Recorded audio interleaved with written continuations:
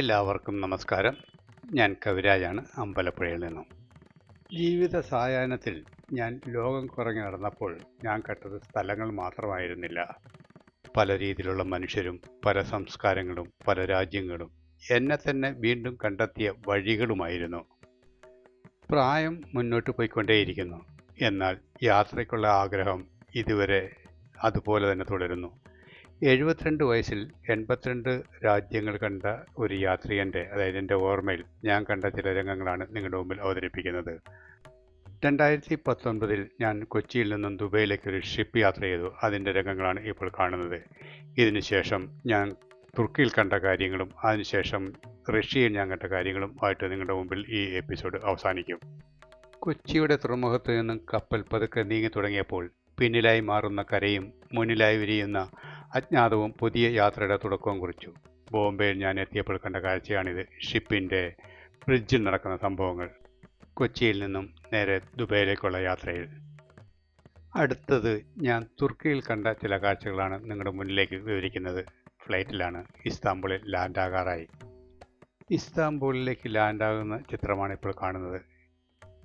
യൂറോപ്പിനെയും ഏഷ്യയും ബന്ധിപ്പിക്കുന്ന രാജ്യം തുർക്കി. ഇസ്താംബുളിൽ കാലുകുത്തിയപ്പോൾ തന്നെ ചരിത്രം നമ്മൾ സംസാരിച്ചു തുടങ്ങിയിരുന്നു. ഇസ്താംബുളിൽ ഒരു ആഡംബര കപ്പലിൽ നടന്ന ഡിന്നർ ശേഷം ഞങ്ങൾ പോയത് ഹോട്ട് ബലൂൺ റൈഡിന് വേണ്ടിയാണ്.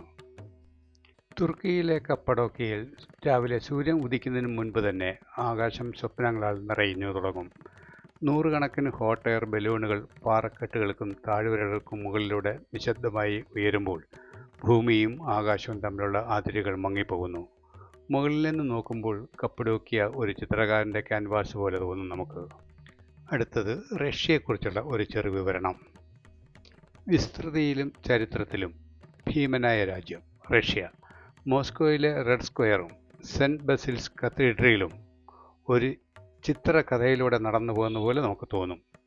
ക്രെംലിൻ എന്നത് ഒരു കെട്ടിടമല്ല, ലോക ചരിത്രത്തെ സ്വാധീനിച്ച ശക്തിയുടെ പ്രതീകമാണത്. റഷ്യയുടെ ഹൃദയമിടിപ്പാണ് മോസ്കോ. ചരിത്രവും അധികാരവും ഒരുമിച്ച് ശ്വാസം വിടുന്ന നഗരം.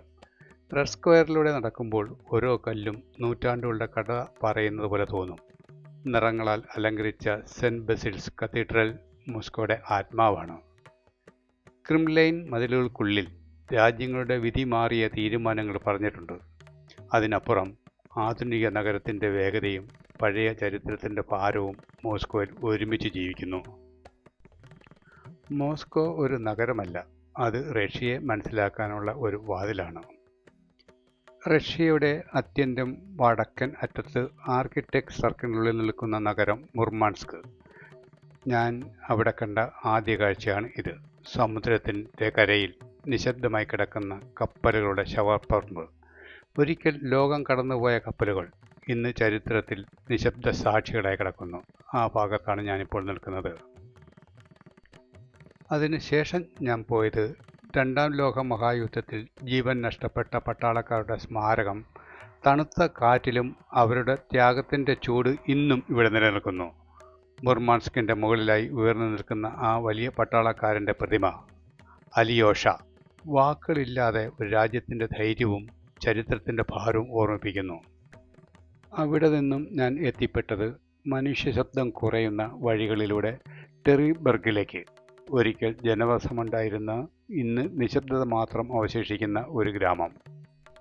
ടെറിബർഗിൽ എത്തുന്നതിന് മുൻപ് ഉച്ചഭക്ഷണത്തിനായി ഞങ്ങൾ നിർത്തിയത് ടൂർ ഏജൻറ്റ് ഒരുക്കിയ ഒരു റെസ്റ്റോറൻറ്റിൽ ആയിരുന്നു. പക്ഷേ അത് വെറും ഒരു ഭക്ഷണശാലയല്ല. ആർട്ടിക് പ്രദേശങ്ങളിൽ യാത്രയുടെ ആത്മാവായ ഹസ്കി നായ്ക്കളെ വളർത്തുന്ന ഒരു ക്യാമ്പ് കൂടിയായിരുന്നു അത്. തണുപ്പിനോട് പൊരുത്തപ്പെട്ട ശരീരവും അവസാനമില്ലാത്ത ഊർജവുമുള്ള ഈ ഹസ്കികൾ മഞ്ഞുവഴിയിലുള്ള വാഹനങ്ങളെ വലിച്ചു മനുഷ്യനെ മുന്നോട്ട് കൊണ്ടുപോകുന്ന യാത്രാ സഖാക്കളാണ്. കഴിച്ച ഭക്ഷണം ശരീരത്തിന് ശക്തി നൽകിയപ്പോൾ ഈ ഹസ്കി ക്യാമ്പ് മനസ്സിനെ തന്നെ യാത്രയുടെ ഒരു ലോകത്തിലേക്കുള്ള ഉന്മാഷത്തിലെത്തിച്ചു. അങ്ങനെ ഞങ്ങൾ വീണ്ടും ടെറിബർഗിൻ്റെ അവസാന ഭാഗത്ത് എത്തിച്ചേർന്നു. ടെറിബർഗിലെത്തിയ എനിക്ക് അവസാനമില്ലാതെ കിടക്കുന്ന കടലും കാറ്റടിക്കുന്ന പാറക്കെട്ടുകളുടെയും മുന്നിൽ നിൽക്കുമ്പോൾ ഇതാണ് റഷ്യയുടെ അവസാന കരഭാഗം എന്ന് മനസ്സിലായി. ഇത് ഒരു ടൂറിസ്റ്റ് യാത്രയല്ല, ചരിത്രവും നിശബ്ദതയും മനുഷ്യൻ്റെ അസ്തിത്വവും ഒരുമിച്ച് ചിന്തിപ്പിക്കുന്ന ഒരു അനുഭവമാണ് എനിക്കിവിടെ കാണാൻ പറ്റിയത്. ഇവിടെ ഇങ്ങനെ നിൽക്കുമ്പോൾ ലോകം പതുക്കെ നിശബ്ദമാകുന്നു. മുന്നിൽ അറ്റമില്ലാതെ ആർട്ടിക് മഹാസമുദ്രം, പിന്നിൽ മനുഷ്യരുടെ കഥകൾ മറന്ന ഭൂമി. കാറ്റും പാറകളും കടലും മാത്രമാണ് ഇവിടെ സംസാരിക്കുന്നത്. ഇതാണ് റഷ്യയുടെ അവസാന കരഭാഗം. ഇതിനപ്പുറം ലോകമില്ലെന്ന് തോന്നുന്ന ഒരു ശൂന്യ സൗന്ദര്യം. റഷ്യയുടെ വടക്കനറ്റത്തുള്ള ആർട്ടിക് മഹാസമുദ്രത്തിൻ്റെ തീരത്താണ് ടെറിബർഗ് ഈ ഗ്രാമം സ്ഥിതി ചെയ്യുന്നത്. ഒരിക്കൽ മത്സ്യബന്ധന ഗ്രാമമായിരുന്നു ഇത്. ഇന്ന് ഏറെക്കുറെ ഉപേക്ഷിക്കപ്പെട്ട പ്രദേശമാണിത്. എങ്കിലും ഇതിൻ്റെ പ്രകൃതി സൗന്ദര്യം ടെറിബർഗിനെ അതുല്യമാക്കുന്നു. തുടരും അടുത്ത എപ്പിസോഡിൽ.